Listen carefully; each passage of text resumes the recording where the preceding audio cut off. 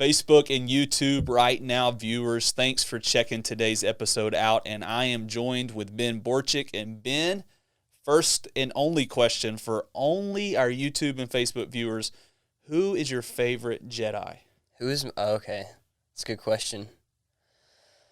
Favorite Jedi? That's a big question, though. That is a very big question. I would have to say Anakin Skywalker. Favorite Jedi? Yes. Now, is he technically a Jedi, though? I mean, he was. He was? Until he fell to the dark side. I know, but did he come back? He did. So is he now technically, in the end, a Jedi? He is.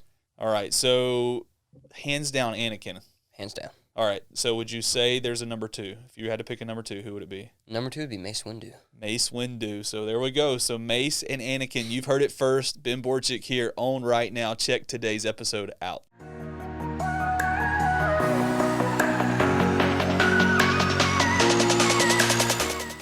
Hey everyone, and welcome to Right Now, a student ministry podcast here at Ridgecrest Baptist Church. And today on episode 20, I'm joined by Ben Borcik. Ben, how you doing today?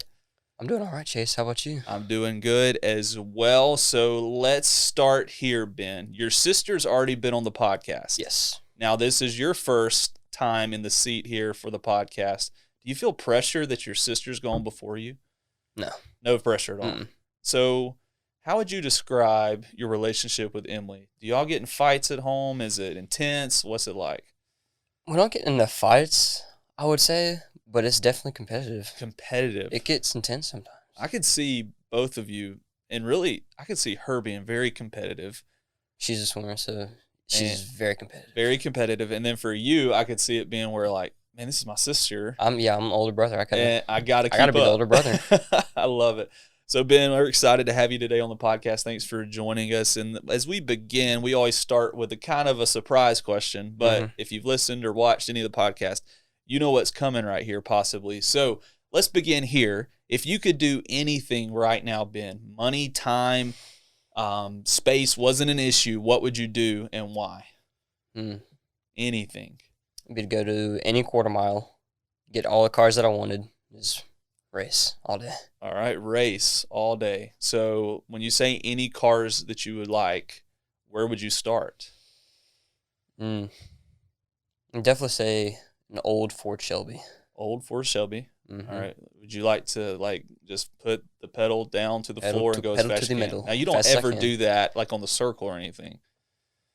No, he does not, Deborah. He never does that at all. So you would like to race. That's interesting. I never really had much desire to race cars. So are you like one of those people that know a lot about cars? No, not really. You just like to go fast. That's kind of sad. I just like to go fast. Yeah. I love it.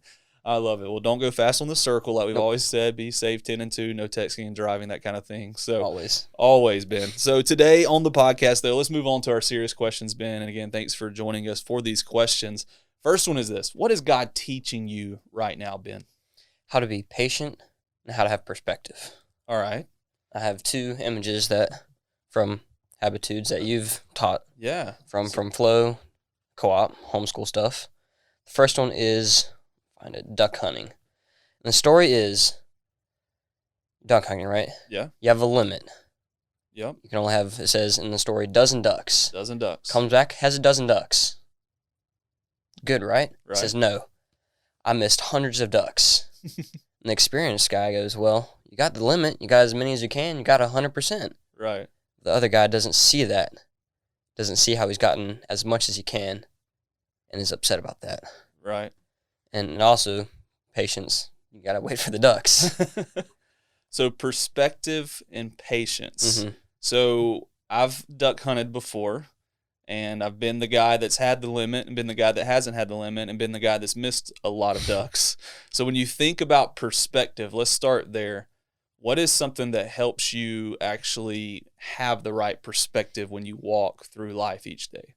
Taking a moment, breathing, praying, taking a step back, looking at the big picture. Because I tend to get some tunnel vision, right? Focus on one thing, gotta do this, focus on this. Right. But I'm not looking at this or that, right, and how all that fits together. Right. And that ultimately takes away my effectiveness and my productiveness. Yeah. The big picture. Yeah. So taking that time love how you said to stop and breathe, because I think sometimes that moment, again, helps us refocus that vision that we've had. What about patience? Would you say patience is any different, or is there something else you'd Patience say? is similar, and the other image I have for that is called a small sprocket. A small sprocket is in a clock.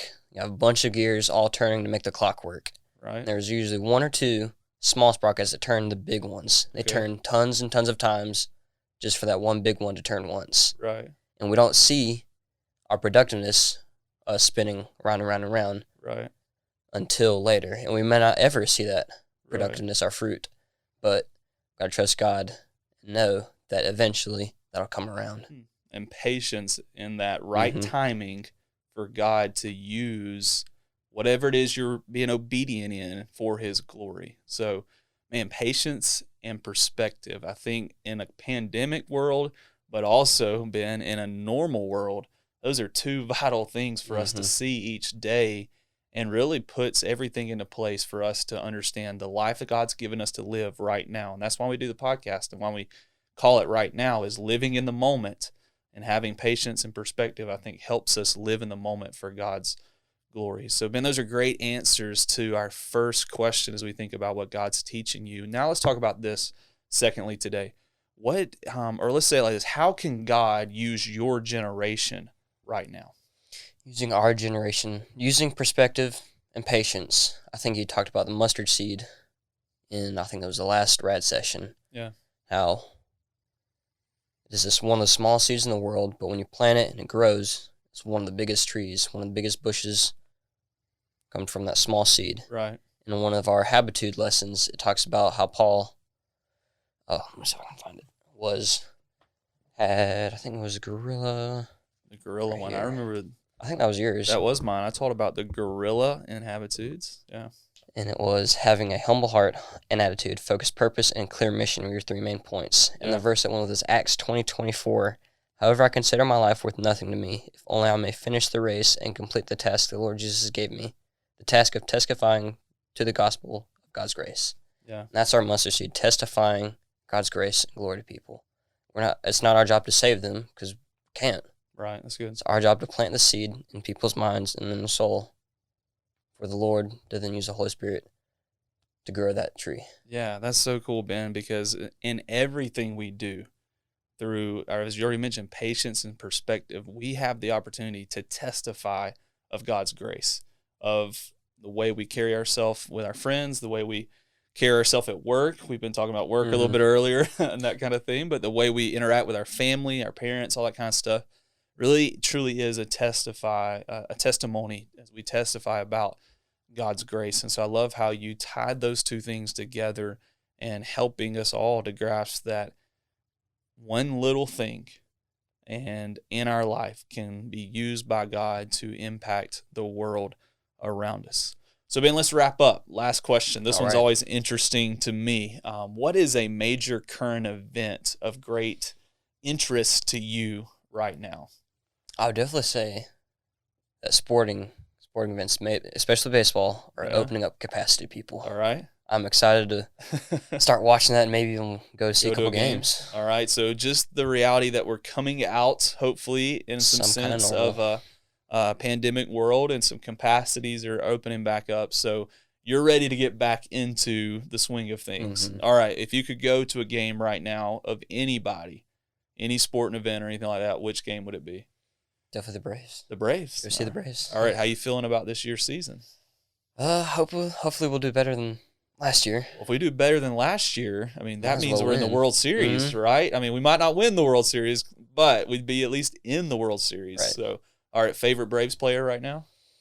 Ozzy? I thought you might say, with your hair like you have, you might go Dansby or something, No? Second baseman. Second baseman. Now, you play second base, I hear. I do. Yeah, so you want to be like Ozzy, turn some double plays, and can you hit like Ozzy? Oh, maybe not as good. As good as not Ozzy, as but good close. Close. I'm more of a ball magnet. They hit you? Oh, wow. Well, that's good on base percentage, at least. Oh, yeah.